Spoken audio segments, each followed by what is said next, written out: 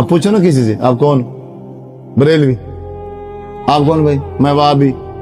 آپ کون؟ میں دیوبندی۔ آپ کون؟ میں شیعہ۔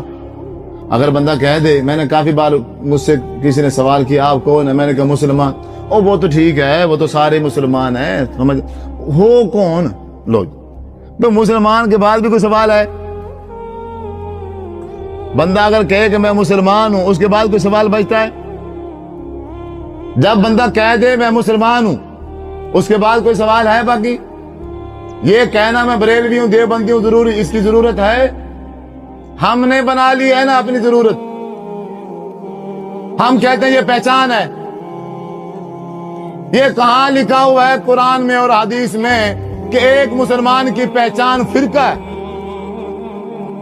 قرآن تو منع کرتا ہے وَلَا تَفَرَّقُوا، فرقے نہ بناؤ۔ تم فرقے ہی تو تھے، ہم نے پھر اپنے آخری نبی حضرت محمد صلی اللہ علیہ وسلم کو بھیجا ہے۔ انہوں نے آ کے تمہاری یہ فرقہ واریت جو ہے ختم کی ہے۔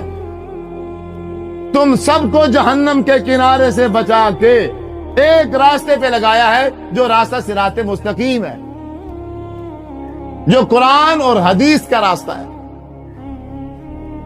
اور پھر ہمارا یہ حال ہو گیا، آج پھر ہم جدا ہو گئے۔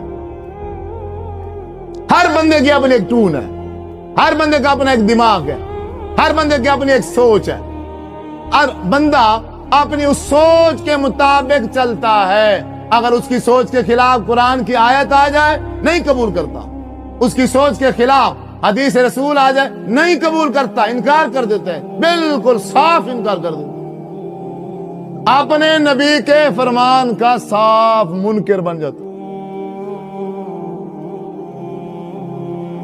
وجہ میں دیوبندی ہوں۔ بھئی تو عجیب دیوبندی ہے، بھئی تیرے سامنے اللہ کے رسول کی بات ہے اور تو کہتا میں دیوبندی ہوں۔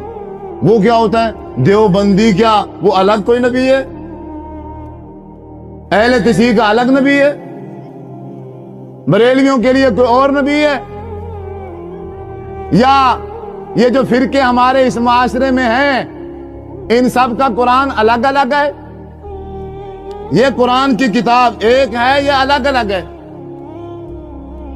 آپ شرمائے کیوں بیٹھے ہو، ڈرے کیوں بیٹھے ہو؟ کھل کے بیٹھو، سوال جواب کرو، سمجھو۔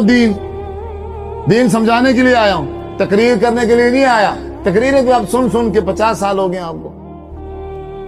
سمجھو، جو بات غلط ہے بولو، سوال کرو۔ یہ قرآن سب کا ایک ہے کہ نہیں ہے؟ اور حدیث رسول صلی اللہ علیہ وسلم ایک ہے